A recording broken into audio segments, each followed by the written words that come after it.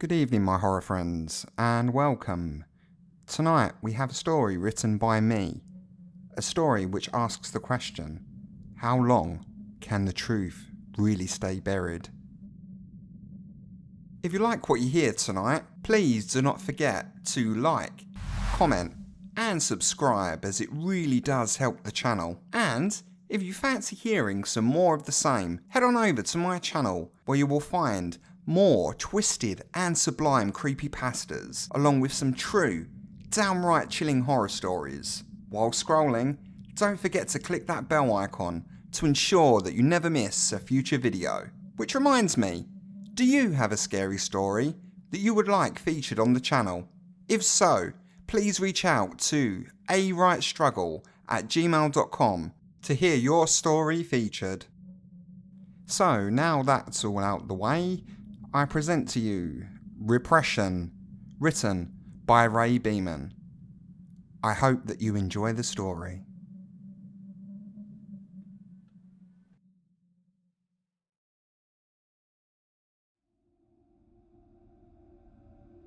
One day, I began to dig. I cannot say exactly why I started, or what had originally compelled me to do so, only that I did. One morning, I simply stood up, walked out of my house and around to the back, and then into the shed. It was here that I retrieved the shovel, and then, as I said, I began to dig. I continued on for hours. The moments became no more than a distant reality, something not happening to me, but around of me. I was a spectator, a voyeur, watching the stranger in my skin as they continue to strike on against the mud, over and over, tear by tear, through blood and through sweat, until the day slowly faded into night, and then I dug some more. It was not until around 3 in the morning that the trance I had become encased within was suddenly broken. It was unexpected, it was abrupt, and more importantly, it was all around of me. "What are you doing?" The whisper was clean. It cut through the night and through my mind, and the question demanded a response. Startled, I quickly looked up from within the hole, and it was then that I saw them. The 2 young children looked out of place against the backdrop of the night. One boy, maybe 8, and a young girl, possibly 10. They were dressed in pajamas, their attire hardly suited for the cold weather. I carefully removed my hand from the wooden handle of the shovel as the dried blood around of my palm cracked in disapproval. Without thinking, I found myself providing the most obvious of answers. I'm digging. I half expected a giggle, but their features remained locked, their gaunt expressions holding firm in an oddly unsettling way. Why? The question was redundant. After all, I'd hardly thought it appropriate to question my actions up until this point, so the sudden intrusion of the 2 adolescents was never going to yield a meaningful answer. It does not matter. An eternity moved around of us as the silence hung heavily across the night. A cold wind whispered free from somewhere beyond as it moved its way loudly into my back garden, swirling around the old, looming tree near the fence and carefully across the mud of the floor before finally settling with a whistle around the entrance to the hole above me. Within moonlight, we were trapped. Serenity and misery encased within a poetic white glow. A peaceful night for a resolution. A perfect night to swim within the trauma of it all. After a few seconds, they shook their heads in disapproval, and the young boy turned towards the girl with a smile. She doesn't know. The girl nodded in response. She has no idea. Frustrated, I found my hand once again tightening painfully around the shredded wooden handle as splinters of sharp forced their way tightly through the soft layers of my flesh. Why does it matter? Almost immediately, they both began to laugh. Obviously, you need to go deeper. They took a moment to savour the humour of the situation before gradually allowing their faces to once again contort into a silent anger. You should go deeper. The boy's tone was inhuman, each word carrying with it a significant note of malice, a sentiment perfectly echoed by the girl as she nodded in agreement. Yes, you need to go deeper. My patience was running thin. Their presence was a distraction. From somewhere within, from somewhere deep inside of me, within the deep sea of my being, within the dark, murky waters of my soul, within the dirty, nasty black of my core, was the compulsion. The compulsion, it was strong and it was toxic, and it was all that I could think about.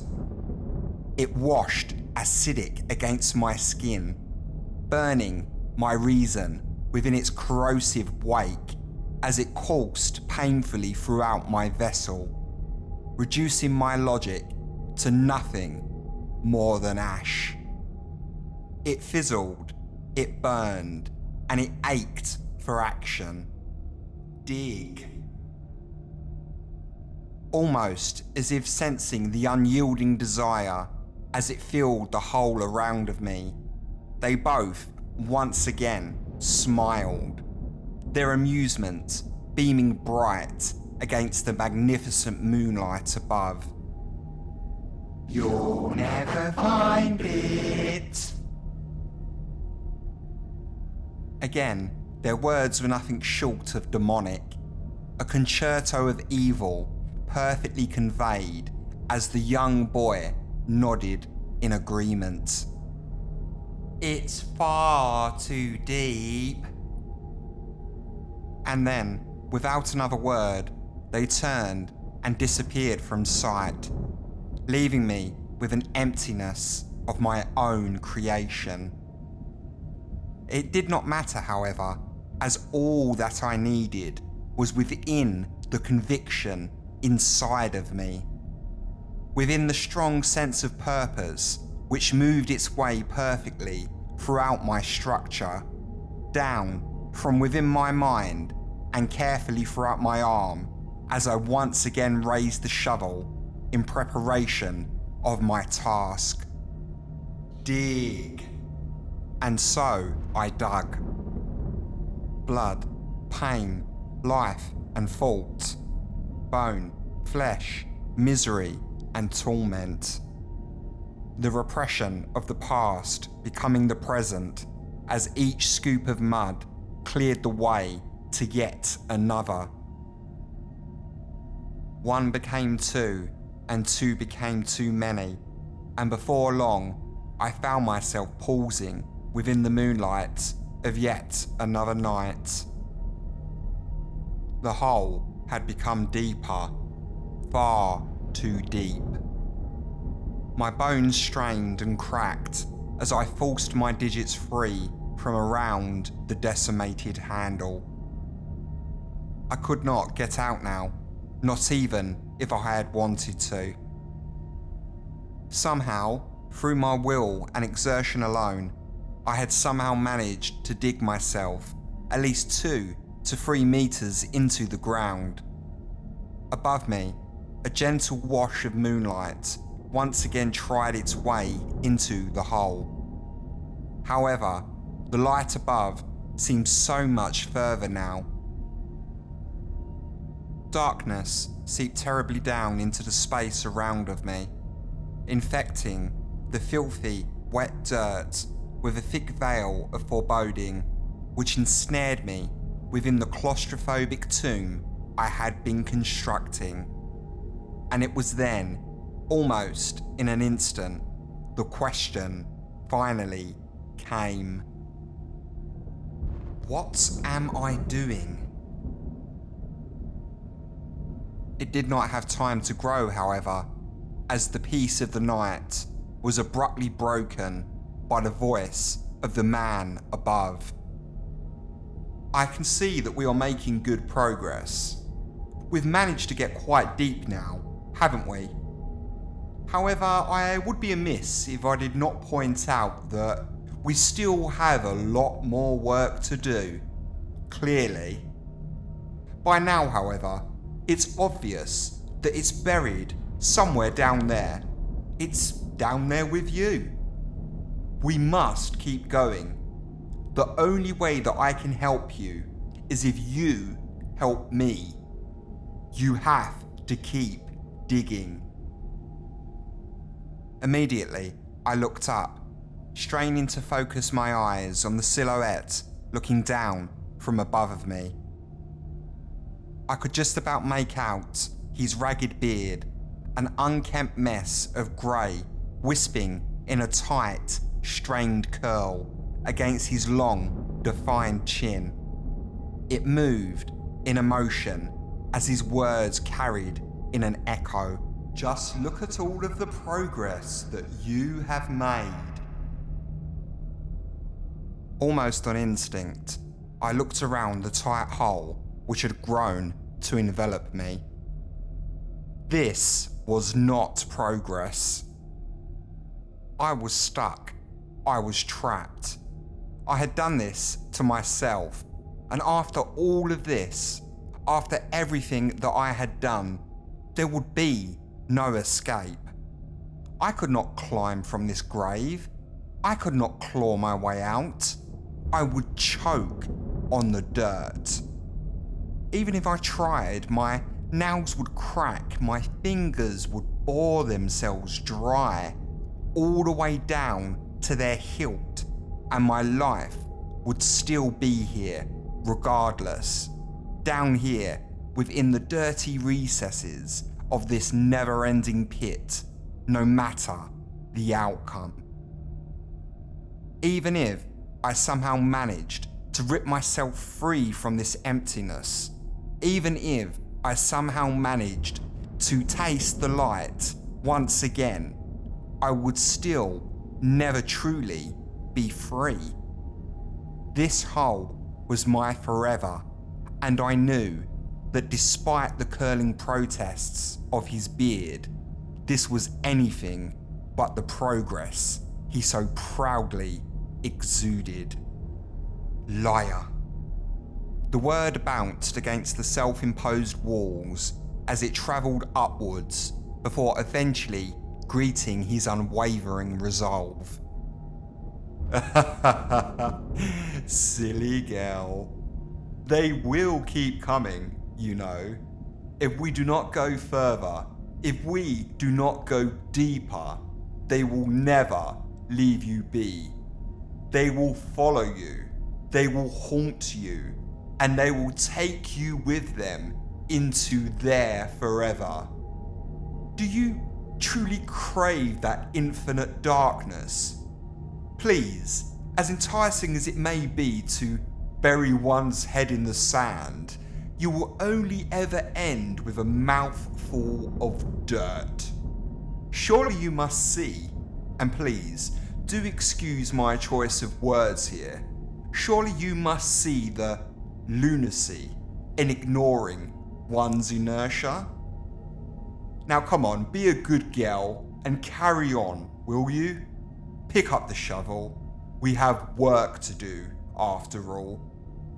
His words were a conundrum, a mess of sense juxtaposed by my innate desire to rebel. He flashed a smile down at me as he pushed his glasses tight against his nose. So, shall we continue? The notable tone of superiority moving its way down into my space was heavy, but despite my frustration, I still found my torn and broken hand closing tightly around the shovel once more. Good. Now, where were we? The night, his presence, the moonlight, and the whole bled from existence as I once again continued to smash metal against ground. The space around of me grew and constricted back against of me as piles of dirt were discarded upward in a beautiful flurry. Mud rained back down from the sky above as the dirt refused my insistence that it was no longer welcomed here. The world moved forcefully around, bringing with it the light of another day, and yet the light could do little to ease the burning desire which still sparked brightly from within me. I could no longer feel my hands. I could no longer feel pain.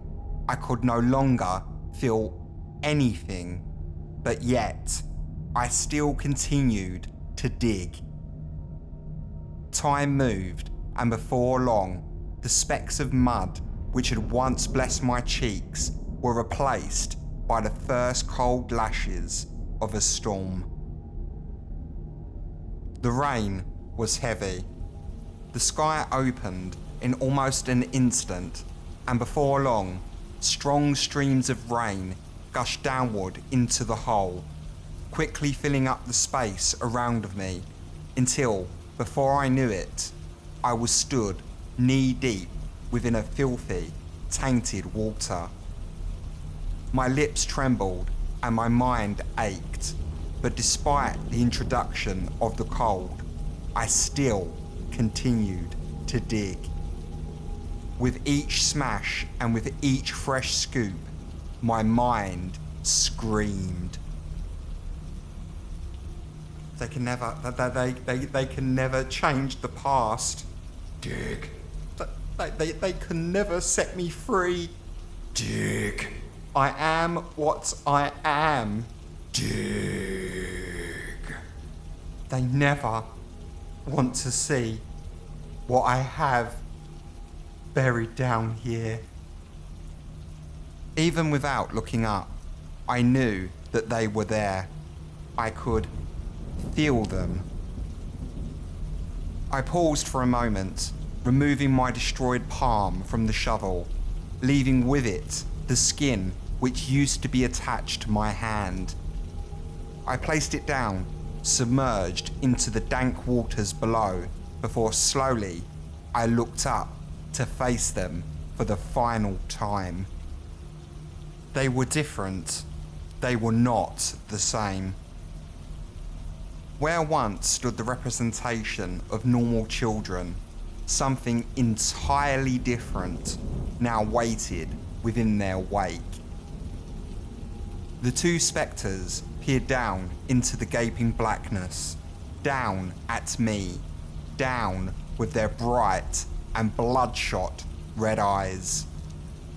From their sight, a steady stream of blood bled nicely and dripped with a thickness down their cheeks, unrestricted and free from the gaping, judgmental sockets housed within their tiny skulls. Their lips, or the decayed flesh that remained, was a lingering blue and tainted with asphyxiation. Their small, receding features were strained in an agony locked within a tight and terrible sight which cut beautifully through the night air. The little girl moved her mouth as a few of her teeth fell from her torn and cut lips.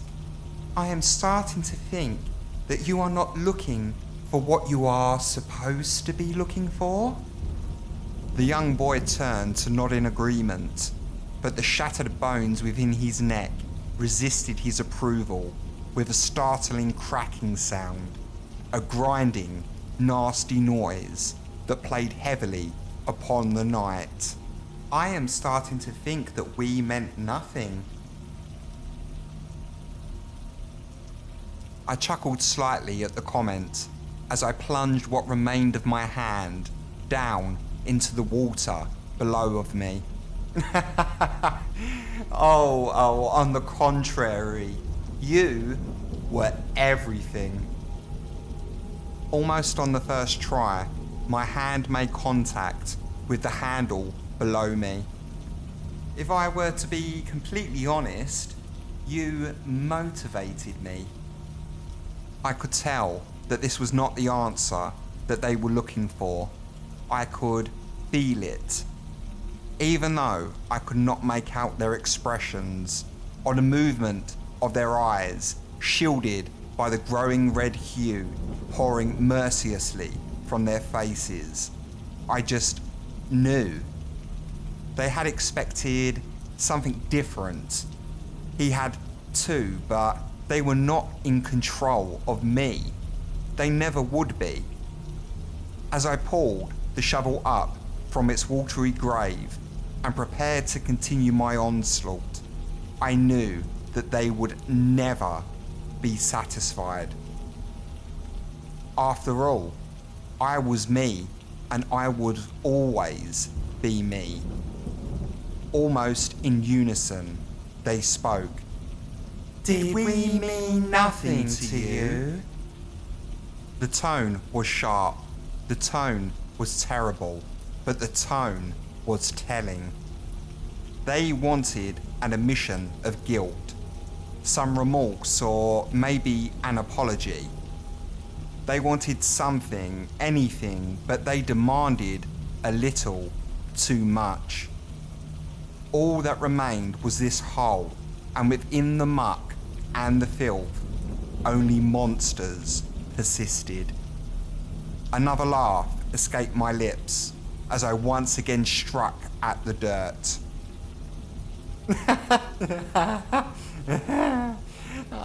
I just told you.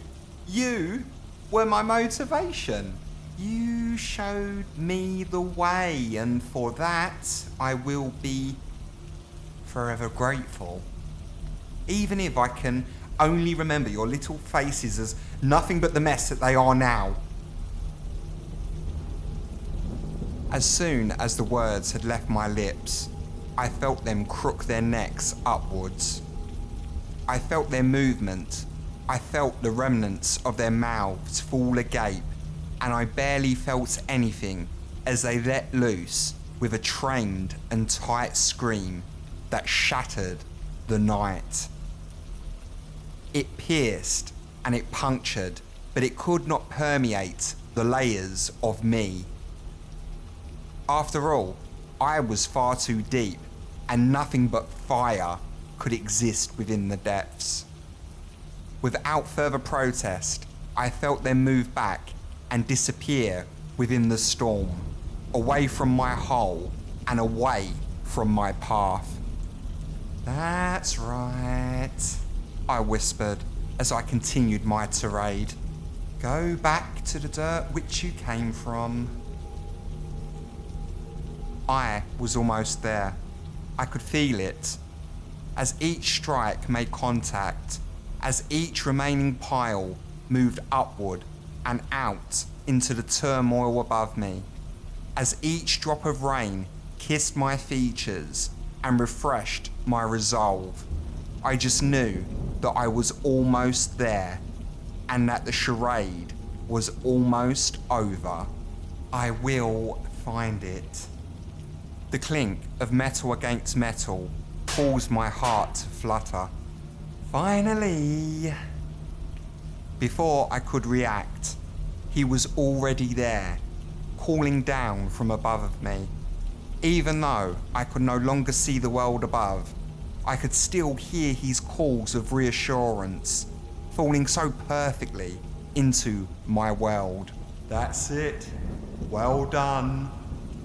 With a smile, I moved down, allowing my hands to move into the puddles of muck below me. And after a few seconds of searching, I had found it. Slowly, I pulled it up, the water giving way to the large metal object as I released it from within the ocean below.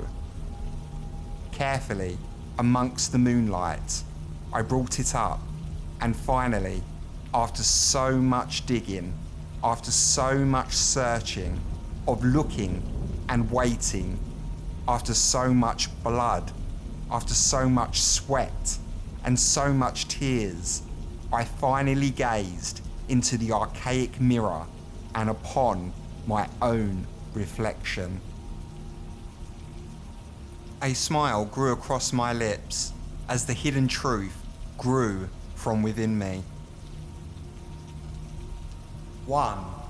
You are slowly feeling more aware. He does not know the half of it. 2.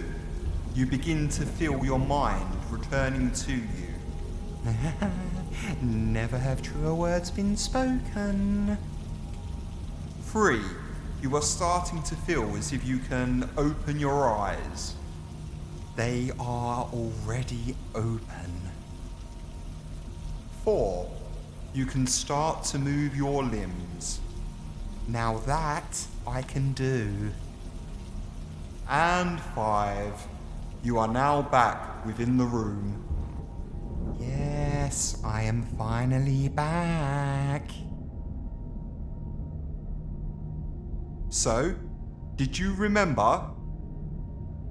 I took a moment to steady myself before sitting up within the chair. Well, we need to give them something, Cassandra. If I do not give them results, then they are going to pursue the death penalty. Just a bit of information, a location, anything. Did you remember? Please tell me that you remembered something. I took a few seconds to compose myself before slowly I turned to him with a smile. Oh yes, Doctor, I did. His mouth fell open slightly in confusion, the curled grey of his beard perfectly framing his lack of comprehension as I continued to speak. I remembered, Doctor. I remembered who I am. Confused, he paused for a moment before shaking his head. Cassandra, I don't understand. I chuckled slightly. That much is clear. So please, allow me to explain. I always remembered where I buried them, Doctor. I always knew where I hid them. Again, the confusion was clear. He shook his head once more before his words followed. I don't understand, so why did you agree to this? Why? Again, another chuckle escaped me, despite my best efforts. Why, Doctor? I will tell you why. Because you got under my skin. That's why. Despite my best efforts, mind you, despite my reluctance, you actually almost convinced me that I was something that I was not. But down there, Doctor, down there within that little hole of myself that you just made me explore, I found a truth that I have always known. I have always known it, Doctor, right from the first two. Those two little ones that you will never ever find. It is a truth, a realization, a stark reminder that we are what we are. You are a giver, and I, Doctor, well, I am a taker. I am fire. I am a remover. And I am a monster. And for that reason I say, bring on my pit. You can never kill what I have done, and that will haunt you and the rest of the world for all of eternity. Slowly, he shook his head as he rose from his chair. I have failed. Again, a laugh escaped me as he moved to leave the room. You failed the moment you tried to tame a lion. In silence, he moved, and he quickly disappeared defeated through the door, leaving me handcuffed to the chair I had spent the last few hours upon. As I listened to him talk with the guards just outside, as I listened on and silently smiled at the redundancy of his efforts, a strong resolution bubbled pleasantly throughout my core. It was a truth, a moment, an instance of purpose. It was the recollection of those first two and what they had given me. It was the knowledge that I had followed my path and I had pursued what I had been made for. No matter the consequence, no matter the fate, and no matter my supposed punishment. I knew, deep down, that they could never truly punish me because, after all, I had followed my destiny. When my life ended, when the final breath would escape me, and what I once was would fade into the ether, I knew that I could be proud. After all, I had seen my reflection. I had seen what I am, and I had owned the creation of my hand. No matter what they chose to do with me, they could never break me, because fire could never be broken. At the moment at the end of time, when my soul departs and I leave what remained of my life behind, I knew the truth that I had so desperately been digging for.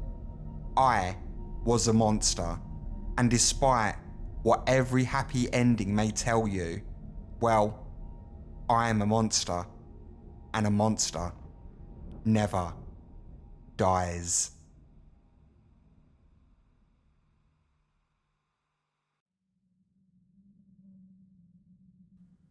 Hello, if you're still there, that was once again Repression, written by me. I would like to take this moment to talk about the last 3 weeks and how interesting they have been. As some of you may be aware, my server broke down, which meant I lost a lot of the work and files that I use in my videos, which was an absolute headache, to put it mildly, but it did give me the opportunity to slow down, have a look at the channel, and try to identify places where I can improve.